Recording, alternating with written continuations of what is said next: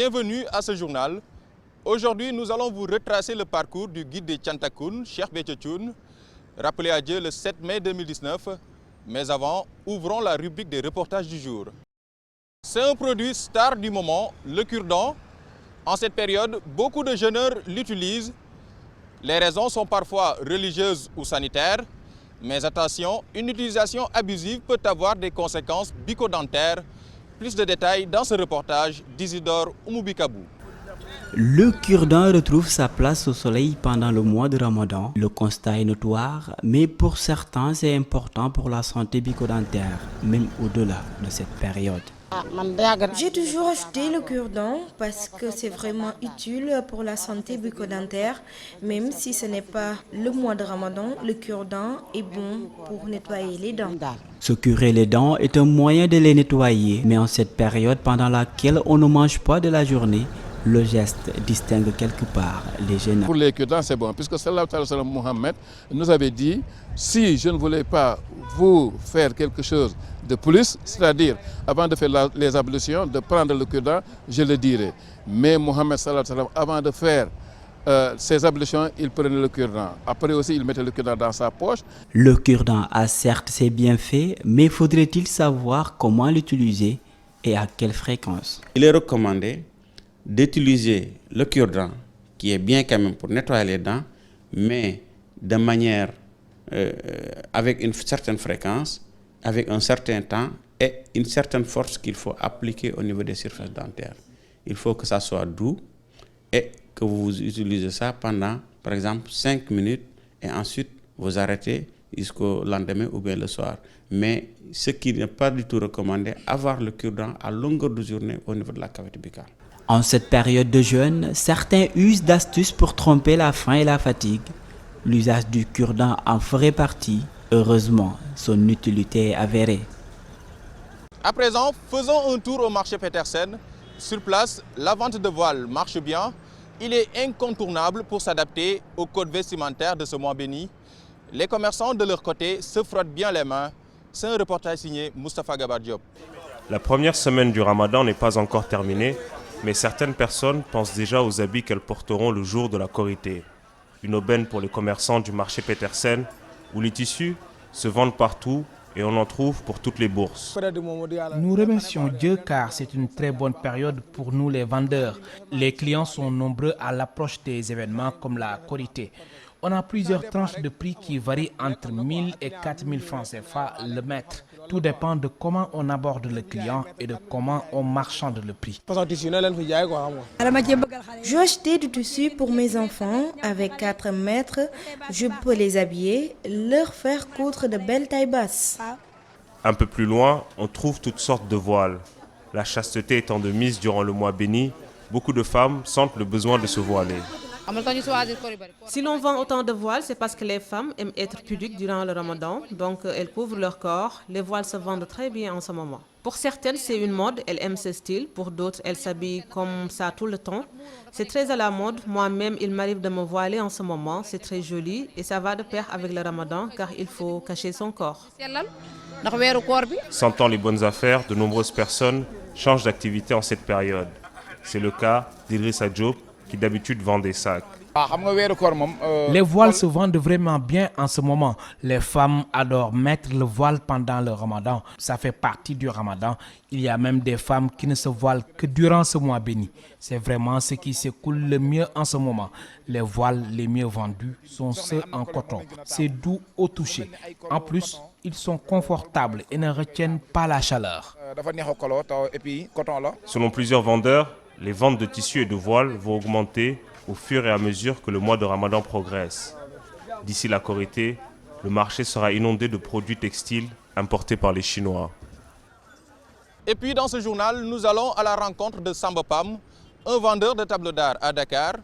Une activité qui s'avère peu lucrative en cette période, car en plus de la faim, il doit faire avec la rareté des clients. Cheikh Hassan Fall nous dresse son portrait. Le soleil ardent de midi darde ses rayons sur Samba Pam, commerçant de tableaux d'art ici à Sandaga. Il vit bien ce mois de Ramadan malgré sa silhouette d'apparence fragile. Je viens ici chaque matin très tôt, nettoyer la place, installer des tableaux, vérifier si tout est en ordre et aussi réparer quelques tableaux.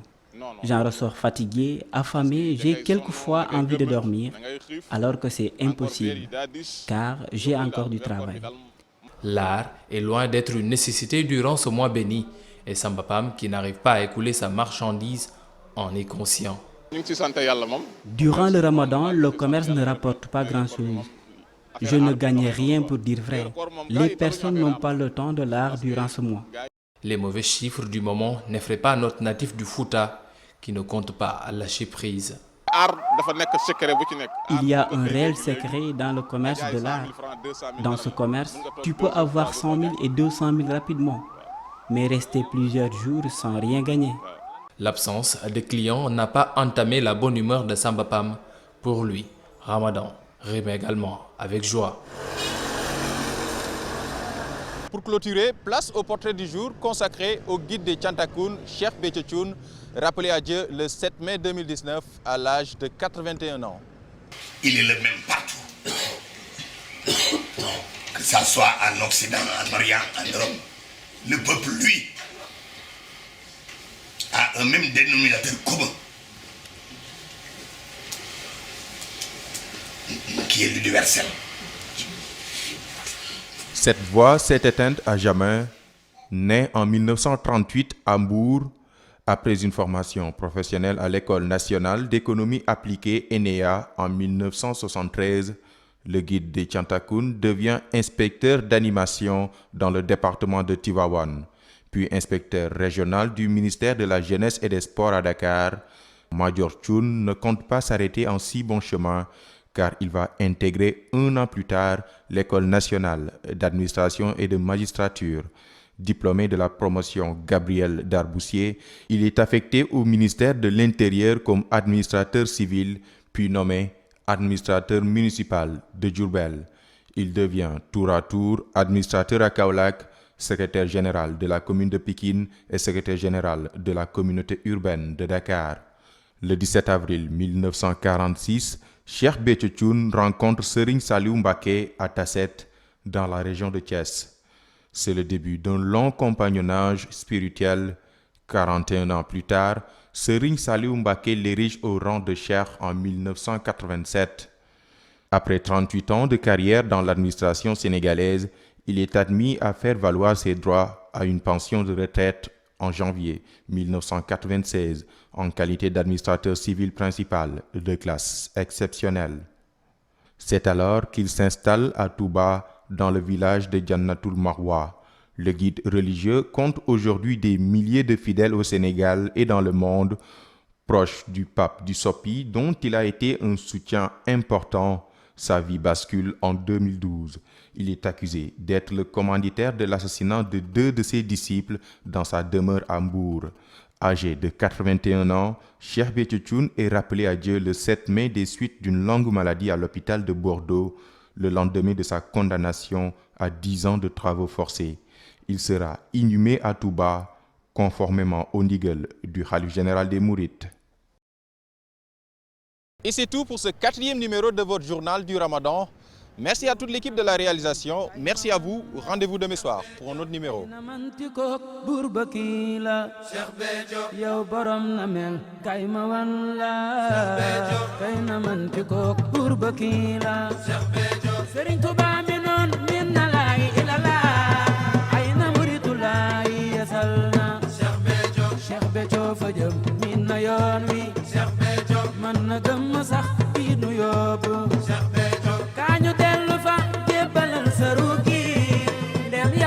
Sanam dagal ko